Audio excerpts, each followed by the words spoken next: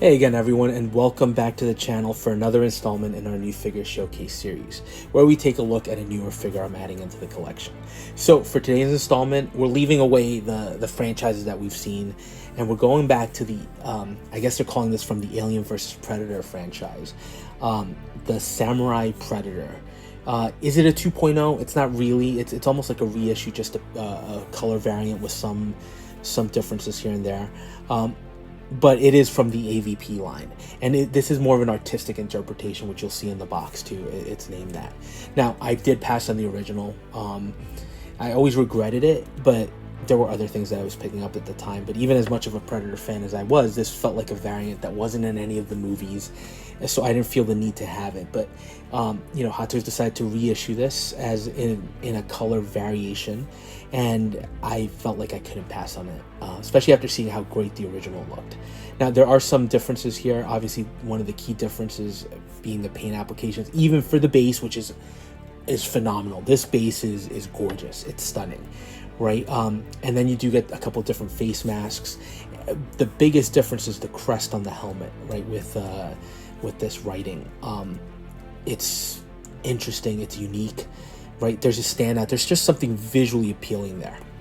It also doesn't hurt, and I'm going to tell you a little bit about my television habits right now. I've recently started watching and finished watching Shogun, which I think was on FX, right? And it's based on a book, but the show itself is really well done. Looking back at feudal Japan, and there is action in it, but it's a lot more of a political intrigue show. But again, that, and then of course you had Predator Killer of Killers, the animated movie that just came out, where you had the three interspersed stories, where you had the Predators during the Viking era, Predator in feudal Japan, Predator during World War II, during the Air War, all culminating in that battle in the Predator homeworld. So that feudal Japan episode, I think I was primed to for this figure in particular.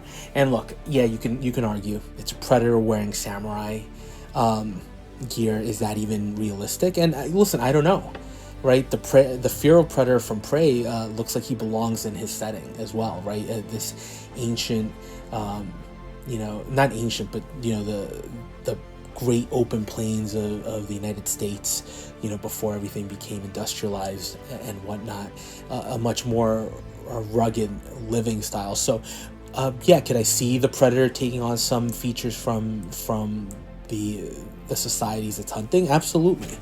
Would it be this intricate? Who knows? But I do like the concept behind it, and it stands out, right? The figure has a visual appeal to it. Now, as far as hands, you don't get many here. You get a couple pre-posed, again, typical dynamic hands, and then some to hold the different equipment. Essentially to hold you'll see it, the decapitated alien xenomorph head and the swords. What's interesting here is I think the color variation on this Predator is a little bit different, and the fingers look a little bit more slender. So it's definitely not your typical Predator. Now, you do get a sword, beautifully done, right? This is actual metal. Again, the detailing on the handle, we've seen Hot Toys give us swords like this before. The detail is great. And then the edge, the sharp edge with kind of this undulating element showing kind of the tempering and how it thins out to that cutting side. It's beautifully done. There's nice weight to this.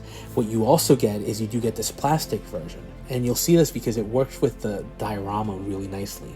The tip is cut off, and essentially he's cut an alien xenomorph, and since those aliens have acid for blood, the blade edge is in a state of deterioration, which is degrading due to the acidity. So that is a beautiful effect, and it's recreated here nicely.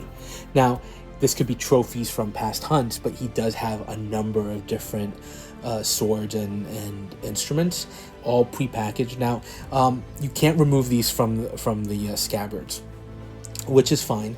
They're all tied together, and there's a clip on the back of the figure, and you'll see this on it, but that basically holds one of the smaller swords so that you can hold the entire assembly on his suit. So again, tells a great story to the character through what they're giving us here.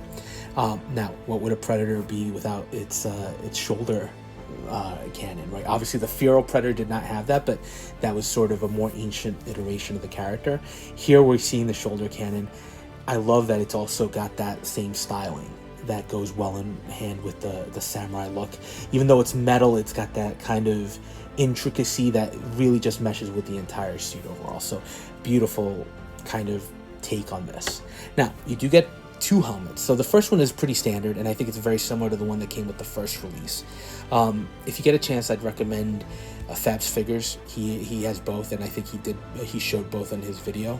But look, detail work, it looks like that old ceramic style with the pitting and the color variations. It looks like it's weathered, beautifully done. But the highlight for me is this alternate, which includes this crest on the front of the helmet.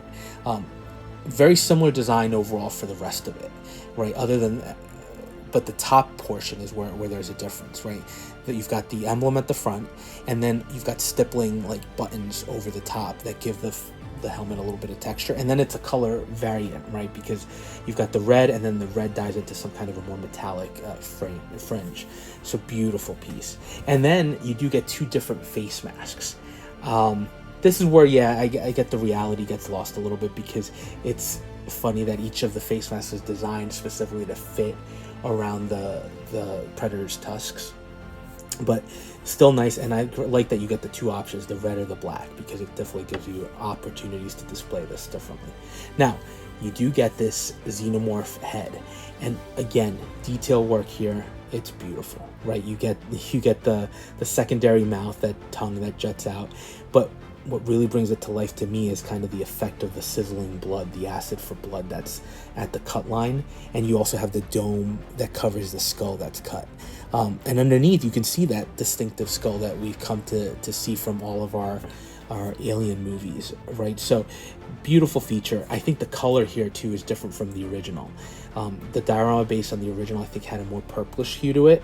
This looks more like the traditional alien xenomorph that we know from the movies.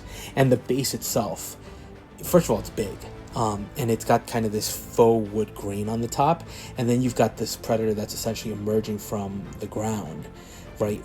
You have the translucent effects for all the different fins along the back, and obviously the skull. It's a great looking dynamic story here. And then you could see where our predator hero has basically decapitated this, and the blood is oozing down and causing some sizzling effects. So beautifully done, and it just tells a story again.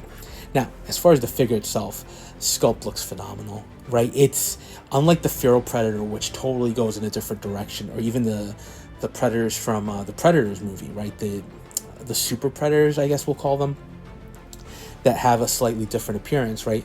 This looks a little bit more in the traditional sense. And I think because we've seen all those movies come out now that have different takes on the Predator look, it's easier to justify having this difference, because it looks more traditional. It looks like an older style Predator. Now, it's missing kind of the pupil, and the eyes are just a nice orange, but I think it gives the figure a lot more of a menacing look. And then the tusks look great. Once you put the helmet on too, it looks phenomenal.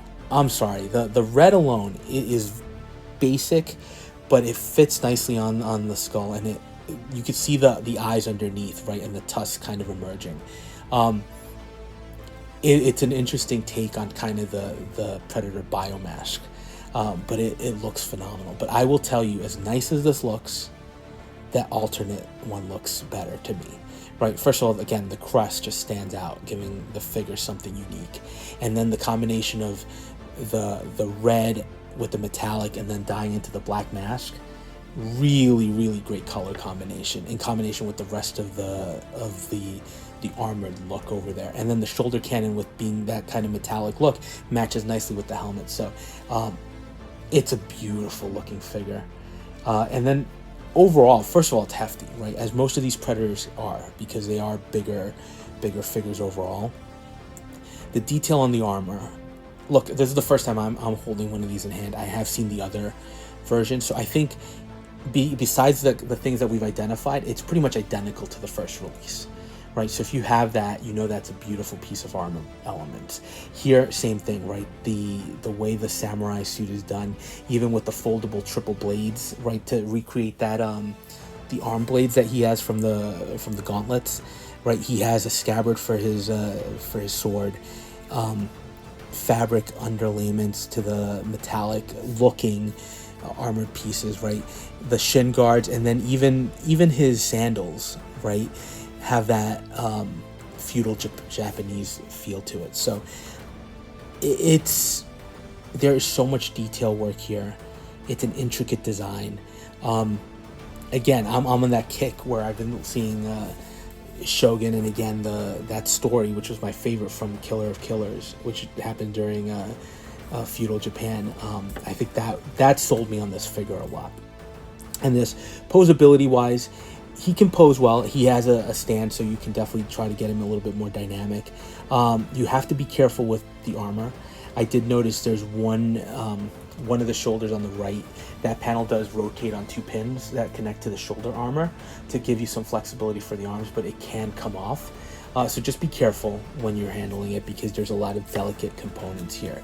But look, if you have a chance to own this figure, if you like Predator overall, I think this is a great addition. I am glad that I had an opportunity to pick this up again, and I didn't miss out on the original.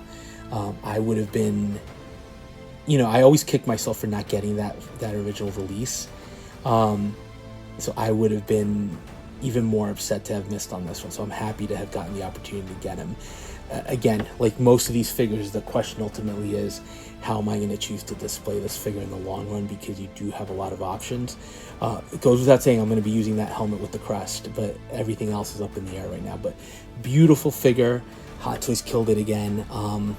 If it sounds like I'm a Hot Toys fanboy, it's just right now the figures I'm picking up look really amazing. So let me know your thoughts. I'm happy with this, and I love that Hot Toys is going back to some of these, all right? So let me know your thoughts, and we'll touch base on the next video.